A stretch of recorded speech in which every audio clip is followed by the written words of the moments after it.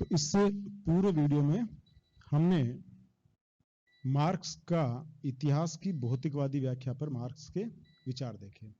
आज इसी क्रम में हम आगे बढ़ते हैं और हम देखते हैं मार्क्स का वर्ग संघर्ष का सिद्धांत। तो यहां सबसे पहले आप समझिए कि मार्क्स वर्ग किसे मानता है, ठीक है ना। तो वर्ग की परिभाषाएं जैसे आप देखेंगे समाजशास्त्र में अलग मिलेगी, इकोनॉमिक्स वगैरह में आप देखेंगे, लेकिन मार्क्स के अनुसार अपन बात कर रहे हैं। तो मार्क्स वर्ग मानता है उत्पादन की प्रक्रिया से जुड़े ऐसे लोगों को जिनका हित समान हो, जो समान हित वाले हैं, जिनकी समान स्थिति है और उत्पादन की प्रक्रिया से जो लोग जुड़े हैं, उनको वह एक वर्ग मानता है। और इसी आधार पर वो कहता है कि समाज में दो ही वर्ग हैं। एक वो वर्ग है जो उत्पादन के साधनों पर जिनका स्वामित्व है,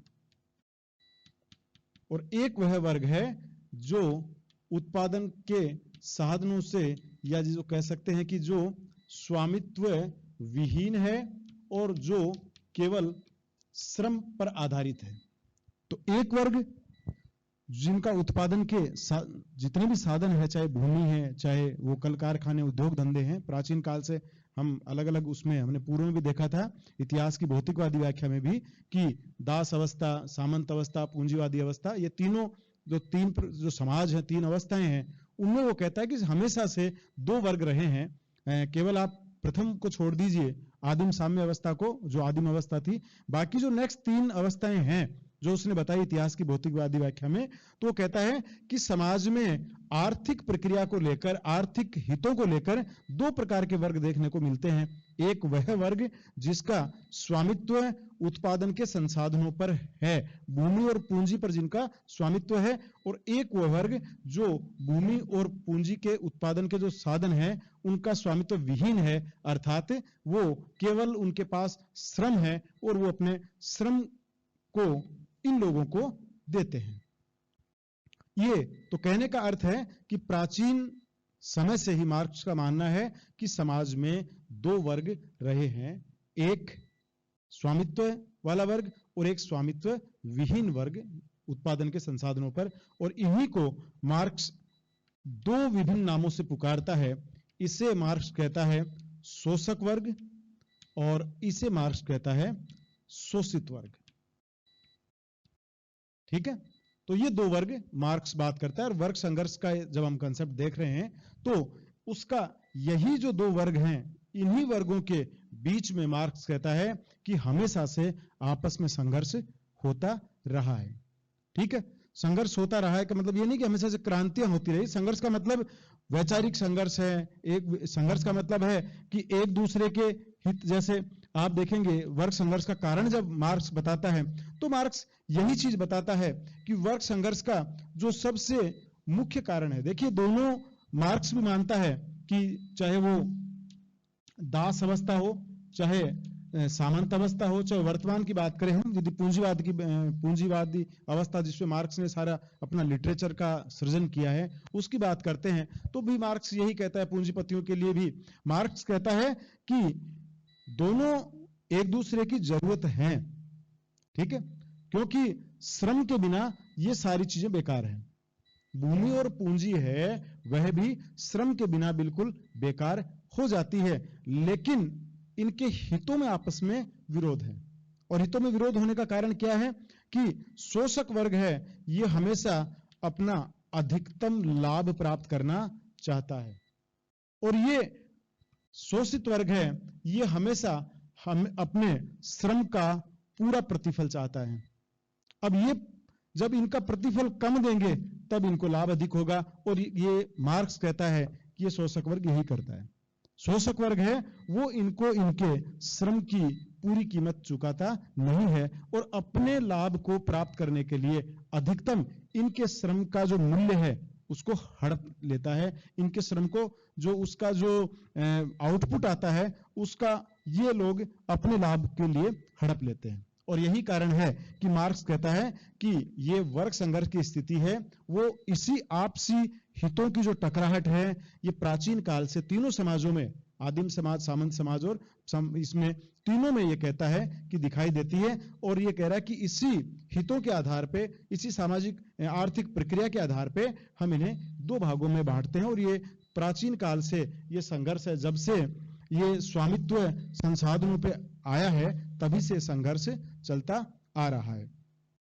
तो एक तरीके से मार्क्स का मानना है कि जो वर्ग संघर्ष है वो एक आर्थिक जो द्वंद्व है दोनों के बीच में, ये दोनों वर्गों के बीच में जो आर्थिक द्वंद्व है उसकी अभिव्यक्ति वर्ग संघर्ष है। ठीक है, तो सीधा सा अर्थ आप समझ गए होंगे कि वर्ग संघर्ष किन लोगों के बीच में है। आर्थिक हितों के आधार पर समाज में दो वर्ग बने हुए हैं, एक वो वर्ग जिसका स्वामित्व है संसाधनों के ऊपर, और एक वो वर्ग जो स्वामित्व विहीन है, जिनका उत्पादन के संसाधनों पर स्वामित्व नहीं है। तो ये एक श्रम करता है और दूसरा वर्ग है वो स्वामित्व रखता है। तो यही कारण है कि दोनों में लाभ को लेकर और एक को श्रम के बदले में अपनी जो पूंजी उसको प्राप्त करने के लिए, इन दोनों में ये कहता है कि प्राचीन काल से इनमें आपस में एक विरोध दिखाई देता है और हितों के कारण। ठीक है ना, तो इनके हितों में तीव्र विरोध होने के कारण वही विरोध किस में कन्वर्ट हो जाता है, वर्ग संघर्ष में कन्वर्ट हो जाता है। दूसरा, आप बता सकते हैं कि इतिहास की भौतिकवादी व्याख्या के माध्यम से मार्क्स ने इन्हीं दो वर्गों को अपने वर्ग संघर्ष के सिद्धांत में पूरी तरीके से परिलक्षित किया है। उसका मानना है कि आज तक का जो भी इतिहास रहा है वह वर्ग संघर्ष का इतिहास रहा है। मार्क्स कहता है कि ये कोई वर्ग संघर्ष कोई नई चीज नहीं है, ये प्राचीन काल से चली आ रही है। जब से उत्पादन के संसाधनों पर लोगों ने अपने अधिकार जमाए हैं उसी दिन से ये कह रहा है कि संघर्ष भी अपने आप शुरू हो गया है।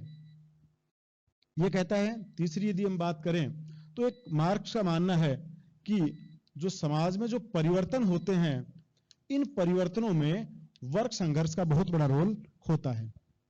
सामाजिक जो परिवर्तन है, परिवर्तन जितने भी हैं विकास के लिए आवश्यक है, और ये कहता है कि परिवर्तन है उनमें वर्ग संघर्ष की बहुत बड़ी भूमिका होती है।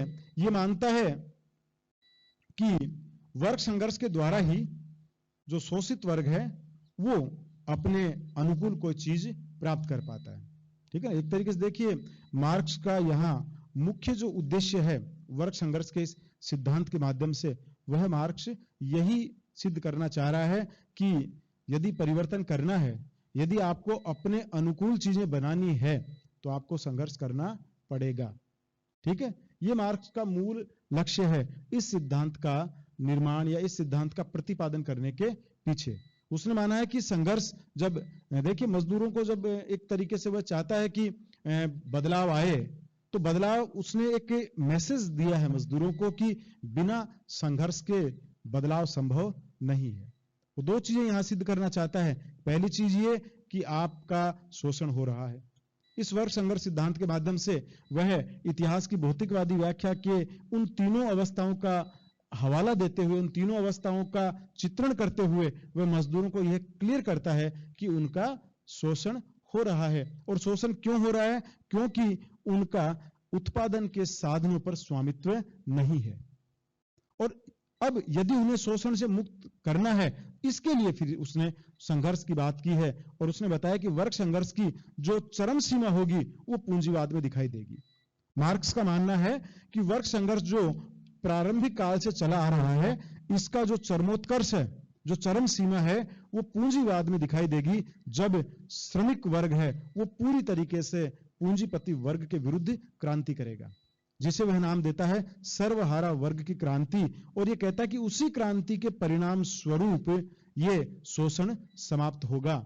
शोषण इसलिए समाप्त होगा क्योंकि मार्क्स का यह मानना है कि जब सर्वहारा वर्ग, अर्थात जैसे उसने दो वर्ग माने हैं, बुर्जुआ वर्ग और सर्वहारा वर्ग, तो ये उसने माना है कि जब ये सर्वहारा वर्ग एक हो जाएगा, संघर्ष लगातार बढ़ता जाएगा, और जब संघर्ष की अंतिम जो स्थिति आएगी उसमें एक क्रांति होगी, और उस क्रांति में प्रत्येक पूंजीपति को मार्क्स कहता है कि हटा दिया जाएगा, समाप्त कर दिया जाएगा, और उसके बाद में जो शेष जो संसाधन रहेंगे उन पर एकमात्र सर्वहारा वर्ग या श्रमिक वर्ग का, जिसे वह कहता है उन्हीं का केवल अधिकार होगा, और इसी को वह पांचवी अवस्था का नाम भी देता है, सर्वहारा वर्ग का अधिनायकवाद या सर्वहारा वर्ग की सत्ता। ठीक है, तो मार्क्स बताता है, मतलब ये आपको बिंदु बताने हैं पॉइंट वाइज कि वर्ग संघर्ष की शुरुआत कहां से है, वर्ग संघर्ष क्यों होता है, वर्ग संघर्ष की समाप्ति कैसे होगी। तो मार्क्स ने यह भी चीज बताई है कि वर्ग संघर्ष की जो समाप्ति होगी वो क्रांति के माध्यम से होगी। उस क्रांति में सर्वहारा वर्ग है वही विजय होगा, क्योंकि सर्वहारा वर्ग के मजदूरों की संख्या बहुत ज्यादा होती है, जबकि जो पूंजीपति वर्ग हैं उनकी संख्या बहुत कम होने के कारण वो उनका सामना नहीं कर पाएंगे। क्लियर है चीज। तो ये चरम स्थिति में क्रांति की बात करता है कि ये जो लास्ट है वो क्रांति के द्वारा ये वर्ग संघर्ष हमेशा के लिए समाप्त हो जाएगा, क्योंकि उसके बाद में उत्पादन के साधनों पर केवल एक ही हित बचेगा। ये यहां स्वामित्व विहीन जो वर्ग है वो समाप्त हो जाएगा, और स्वामित्व है वो सभी का होगा, उन सभी सर्वहारा वर्ग का स्वामित्व होगा उत्पादन के संसाधनों पर जो क्रांति करेंगे।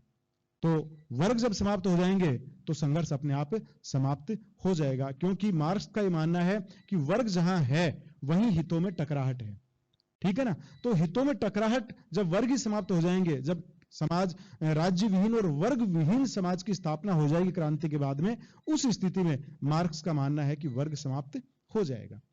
अब यहां एक बिंदु आता है कि राज्य के बारे में वर्ग संघर्ष की जो स्थितियां चल रही है, पूंजीवाद तक यदि अपन बात करें बात की, तो यहां राज्य की भूमिका क्या है, राज्य किसका साथ देता है, राज्य क्या वर्ग संघर्ष को रोकता है या नहीं रोकता है। यहां मार्क्स के विचारों को यदि हम जाने तो हम देखते हैं कि मार्क्स इस विषय में बिल्कुल यह कहता है कि राज्य है वह भी इन्हीं पूंजीपतियों का एक यंत्र है। वो कहता है कि उन्होंने अपने आप को सुरक्षित करने के लिए राज्य को चुन रखा है। इसलिए मार्क्स का यह मानना है कि पूंजीवादी दौर में राज्य शोषक वर्ग का साथ देगा। शोषक वर्ग मतलब पूंजीपति जो लोग हैं, पूंजीपति वर्ग है, उसके राज्य फेवर में खड़ा मिलेगा, और जब श्रमिक क्रांति करेंगे उस समय यह राज्य पूंजीपतियों के पक्ष में खड़ा होगा और श्रमिक वर्ग का दमन करेगा, श्रमिक वर्ग का उत्पीड़न करेगा। वो कहता है कि राज्य की स्थिति कोई तटस्थ स्थिति नहीं है। देखिए, इसीलिए साम्यवाद की जब अपन बात करेंगे तो मार्क्स ने दो ही चीज कही है, राज्य विहीन एवं वर्ग विहीन अवस्था, जिसे वो साम्यवाद का नाम देता है। समाजवादी अवस्था के बाद की अंतिम जो स्थिति होगी, सर्वहारा वर्ग के अधिनायकवाद जो छठी अवस्था है, तो उसमें साम्यवादी अवस्था के लिए वो कहता है राज्य विहीन संस्था। मार्क्स राज्य को भी समाप्त करने के फेवर में है, क्योंकि वो कहता है कि जब वर्ग ही नहीं है तो संघर्ष नहीं होगा, तो राज्य की आवश्यकता नहीं होगी, ऐसा मार्क्स मानता है। लेकिन मार्क्स का मानना है कि आज पूंजीवादी अवस्था में जब वो लिखता है, पूंजीवादी अवस्था में वह मानता है कि राज्य तटस्थ और निष्पक्ष नहीं है, बल्कि राज्य इन्हीं पूंजीपतियों के पक्ष में खड़ा है। राज्य का जो मैक्सिमम यूज है वो पूंजीपति अपने हितों की पूर्ति करने में लेते हैं, ऐसा मार्क्स का मानना है। लेकिन मार्क्स कहता है कि जब सर्वहारा वर्ग का अधिनायकवाद हो जाएगा, तब मार्क्स ये भी मानता है कि उस समय राज्य की भूमिका बदल जाएगी, राज्य भी उसके बाद में श्रमिकों का साथ देगा। लेकिन अंतिम अवस्था में वो कहता है कि राज्य को स्वयं भी वह समाप्त करने की बात कहता है। ठीक है, तो यहां मुख्य रूप से आप ये एक अलग बिंदु आप इसका बनाइए कि वर्ग संघर्ष में राज्य की भूमिका के बारे में मार्क्स के क्या विचार हैं। तो मार्क्स ने चूंकि इसे एक शोषण का यंत्र ही बताया कि जब वो लोग शोषण करते हैं तो अपने हितों की सुरक्षा के लिए उन्होंने राज्य का निर्माण कर रखा है, और राज्य ऐसी नीतियां बनाता है जो हमेशा उनके हितों का संरक्षण करती है पूंजीपतियों के। ये मार्क्स का मानना है। इसलिए वर्ग संघर्ष में वह राज्य का भी एक तरीके से आप कह सकते हैं कि उन्हें तटस्थ और निष्पक्षता की श्रेणी में राज्य को नहीं रखता है। तो मुख्य रूप से हमने इस चीज को समझा है कि वर्ग संघर्ष है वो क्या है। वर्ग संघर्ष प्रारंभ से, जैसा मार्क्स कहता है, शुरू चलता आ रहा है, आज भी चल रहा है, और ये तब तक चलता रहेगा जब तक कि स्वामित्व और स्वामित्व विहीन ये दोनों वर्ग हैं एक जो श्रम पर आधारित समाज है, एक जो उत्पादन के संसाधनों पे स्वामित्व के कारण जो पूंजीपति समाज है, या जो पूर्व में सामंत समाज था, या उससे पूर्व में जो स्वामी वर्ग था, ये सारे वो वर्ग हैं जिनका उत्पादन के साधनों पर, उत्पादन के जो साधन है उन पर अधिकार था। तो अधिकार, एक संपन्न वर्ग और एक अधिकार विहीन वर्ग, ये जो दो वर्ग हो गए, इनमें ये प्रारंभ से ये शोषण एक दूसरे का, जिसे वो शोषक वर्ग और शोषित वर्ग के नाम से कहता है, वो कहता है कि इनमें हमेशा से, चूंकि एक दूसरे की जरूरत भी है, लेकिन आपसी हितों में बड़ा एक तरीके से विरोध होने के कारण इनमें हमेशा से संघर्ष चलता आ रहा है। और इस संघर्ष की समाप्ति मजदूर वर्ग द्वारा, क्रांति के द्वारा की जाएगी, जब पूंजीवाद समाप्त हो जाएगा और उसके बाद में सर्वहारा वर्ग स्थापित हो जाएगा, एक वर्ग विहीन समाज की स्थापना होगी, वहीं वर्ग संघर्ष भी समाप्त होगा। तो ये एक सामान्य परिचय हमने वर्ग संघर्ष का दिया है। नेक्स्ट इसके बारे में जो अगली बातें हैं वो हम अगली वीडियो में इसी पर एक वर्ग संघर्ष की जो शेष बातें, इसकी आलोचना वगैरह है, वो अपन बाद में देखेंगे। ठीक है।